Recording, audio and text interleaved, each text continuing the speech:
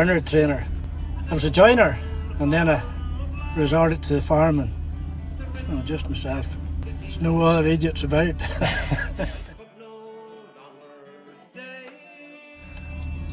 I got this place left to me. An uncle died and left me this place, so 18.1 hectares.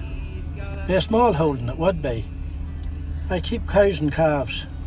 Well, I would plough fields and reseed them. And, my mother was born and reared here. Yeah, they were farmers.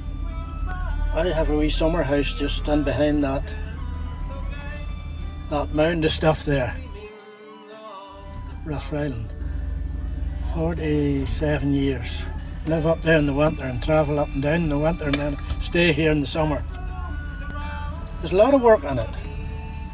Well, you have to keep mowing these weeds and keep cutting these weeds.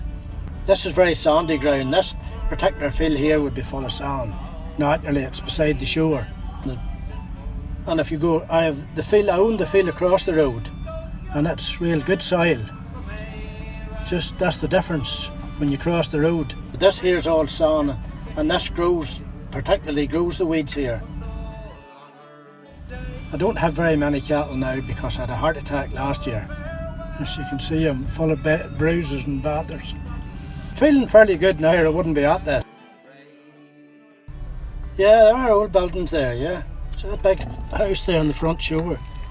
That was a guest house years ago. It's derelict now, and I had hoped to get it restored this year, but I haven't got round to it yet. I have the skills to do it, but it's getting the power, as the fellas say. It's a nice way you can do it, but sure, we've had bad weather in July. Probably some of my young ones have grandchildren and that now, so I'm hoping that they will probably restore it. There's a movement at the minute for restoring old houses. That was an old lime kiln. That's where they cooked the lime in there.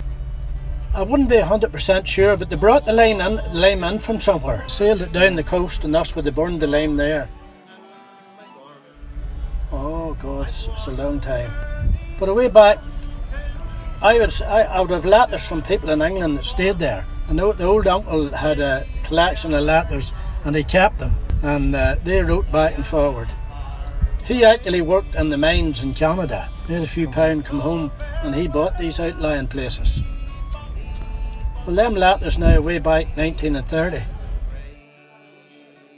There'll be relations of mine done the Mournes wall, Rooney Bras, so they could tell you, they could fill you in about stonemasons. So a lot of people have different versions on fairy trees. I have land over there as well, and it was all big thorn hedges all round it, and I was cutting away at the head. They were all grew out over the field, so I was cutting away at them, and an old boy that lived down there is dead now. He said, "You're not afraid of the fairies?" So out of curiosity I said to him, "How would you know a fairy tree?" He says, "There's a lot of versions in that." I said the fairy tree was supposed to be a gentle tree. There's supposed to be no thorns on it. So whether that's true or not, you could work that out. At Mass Fourth Chapel here in Kilkeel, there was a big row there because they were going to build a new wall at it. And they dug up the old wall, and apparently there was bones turned up. And it was children that weren't baptised were buried outside the walls of the chapel.